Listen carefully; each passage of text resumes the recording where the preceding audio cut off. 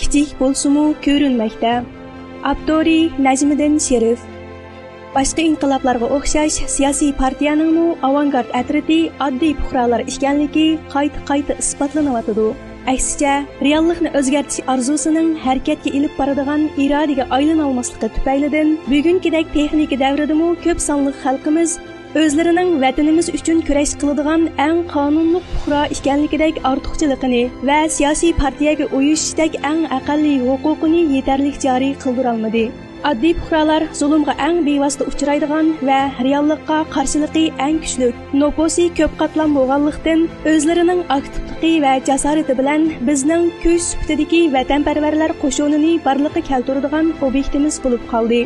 Keyingi qadamda tarbiyalanishni o'ngishli tamomlagan partiya a'zolarining o'zlari egallagan davlatchilik ideyasini urg'utib, mustaqillik nishonini ishga oshiradigan ideya tarqatuvchilardan bo'lishi va atrofidagilarni davlatchilik yo'liga yetaklashi jarayonida tarbiyalash va tashkillash talanti bor bir qism qarindoshlarimiz tavlanib chiqdi. Mustaqillikni markaz qilgan birlik sab demokratiya ideyasini moslashtirish, ommaviy asos va siyosiy kuch turg'izish vazifalari uchun kurash qilganda, partiya a'zolarining eng zo'r darajada yiroqni ko'rishi, qurbon berish ro'yiga ega bo'lishi, qat'iy bo'lishi, fidokorlik bilan xalqqa tayinadigan ideyani davomlashtira olishi bizning natija qozonishimizni yoki bizning imkoniyat ichidagi eng muvaffaqiyat qozongan to'plumga aylanishimizni belgilaydi. 3-qadamda bekitilgan siyosiy nishonni yo'qotib qo'ymaslik prinsipi asosida mustaqillik orzuyimizni qo'llaydiganlarni davomli tashkillash, barliq keltirish va qo'zg'atish, sabtashlikni rivojlantirish, mustahkamlash orqali partiya qo'shinini rivojlantirish, partiya a'zolarining intizomini barliqqa keltirish kerak. Bu bosqichda bir qism partiya a'zolari chalinib qolishi mumkin, ammo tarbiyalanish va intizom partiyaning jini. Biz partiyaning ideya tarqitish va intizom engini yetildirish jarayoni uchun siyosiy o'ginishga qatnashishga, universal siyosiy safarimizni uzluksiz ko'tarishga sal qaramasligimiz kerak. Xalqqa partiyaning zarurligini, kurash uchun va yoki kelgusi davlatimiz uchun bo'lsin, har qanday birliksab va siyosiy kuch qurish uchun partiya bo'lmasa bo'lmaydiganligini tushuntirish kerak. Davrga dunyoning kuch selishtirmasiga uyg'un bo'lgan jumhuriyatchilik, davlatchilik ideyasiga kelmasak, dunyo tarafidan qabul qilinmaydiganligimizni tushunishimiz kerak. Sharqiy Turkiston Jumhuriyatchilar partiyasining a'zolari hamma ideyani e'tirof qiladigan bir demokratik supining muhimligini ta'kidlaydigan, sabrchanlik bilan ideya tarqatadigan, siyosiy tushunchisini cho'nqurlashtirishga ahamiyat beradigan, asla voz kechmaydigan aktiv bir ruhni bejandil jonliq ijro qilish orqali kelgusi fursat uchun tayyorlik ko'ra oladigan siyosiy kuchga aylana oladi.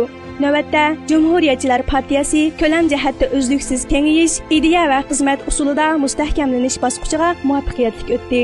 Mustaqillik ideyasini irodaga aylantirgan, jonliq ommabop tashviqot orqali natija qozongan bir qism partiya a'zolari allaburun davomli kengaydigan siyosiy partiya mexanizmini bizning muntazam inqilobchilar qo'shinimizning ulini barpo qildi.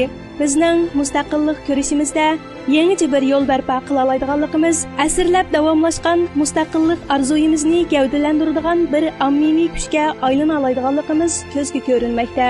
Biz o'zimizning milliy g'ururi va iftixorini qadrlash bilan bir vaqtda jumhuriyatchilik ideyasiga o'rtaq bo'lgan tinchlik, erkinlik va kishilik huquqni dunyoning har qaysi joylarida, jumladan vatanimizda reallikqa aylantirish orzusi uchun kurash qilamiz.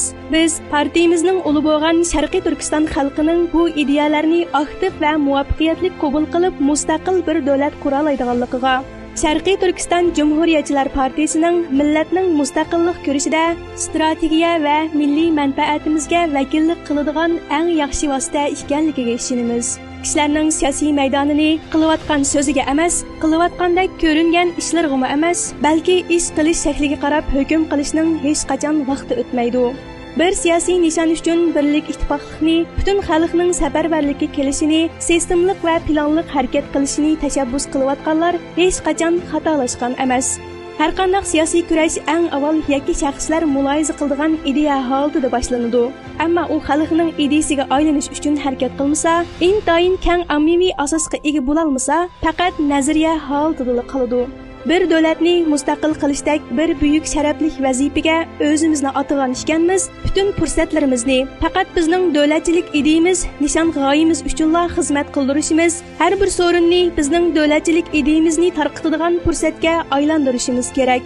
Mustaqillikni markaz qilgan strategiya musofasiga asosan siyosiy programmani o'ttirg'a qo'yish va bu programmani ishga oshirish uchun har bir taraqqiyot bosqichidagi yetakchi ideyani o'ttirg'a qo'yish bizning bir muntazam vatanparvarlar qo'shonini barliqqa keltirishda kam bo'lsa bo'lmaydigan birinchi qadamimiz.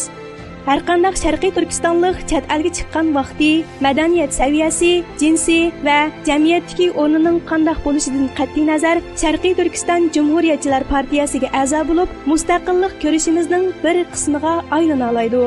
Biz xalqimizning texmi tez harakatga kelishini tashkillanishga, birlashishga, tarbiyalanishga, strategiyalik manfaatimizni to'g'ri ifodalashga sal qaramasligiga qayt chaqiriq qilamiz.